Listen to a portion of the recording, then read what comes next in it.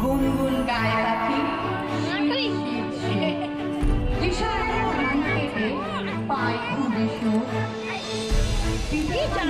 খাবে তাই উজ্জ্বল মুখ কাকুরেরা বাঁশি নিয়ে সুর তুলে যায় চারিদিকে মারধুলি ভাব ছেয়ে যায়।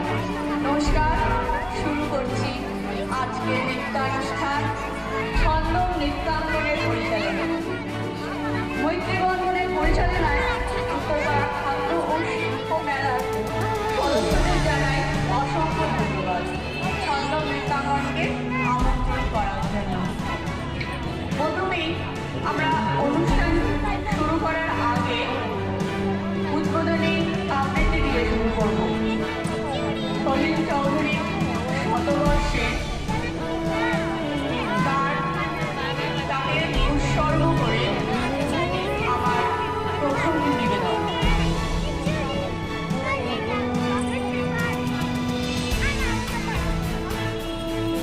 কবি সলিল চৌধুরীর লেখা কবিতা এক গুচ্ছ চাবি।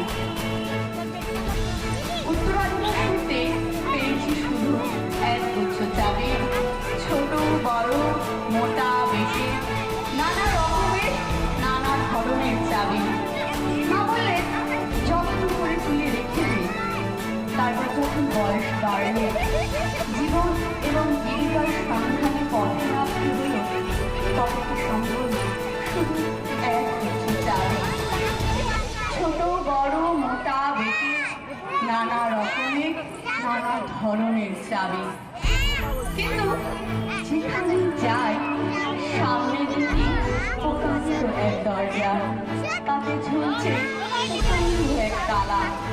ওখানে থেকে চাবির গুচ্ছ বের করে এ চাবি সে চাবি ঘোরাই ফেরাই, খুলে না লাগে না, শান্ত হয়ে ঘরে ফিরি। মা দেখে আর হাসেন, বলেন ওরে তোর বাবার হাতও ওই চাবি দিয়ে ওই দরজাগুলো খুলেনি, শুনেছি নাকি তার বাবার হাতে করত। আসল কথা কি জানিস, এসব চাবিগুলো সততা, সত্যি, যুক্তি, নিষ্ঠা, এসব দরজাগুলো খুলে না। তবু জেলে নিস না, তুই যখন চলে যাবি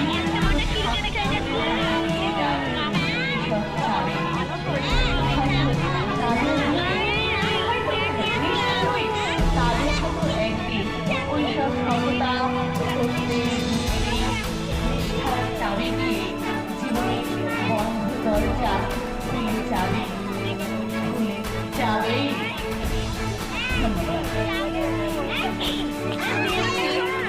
ছন্দ নৃত্যাঙ্গনের পরিচালনায় নৃত্যানুষ্ঠান।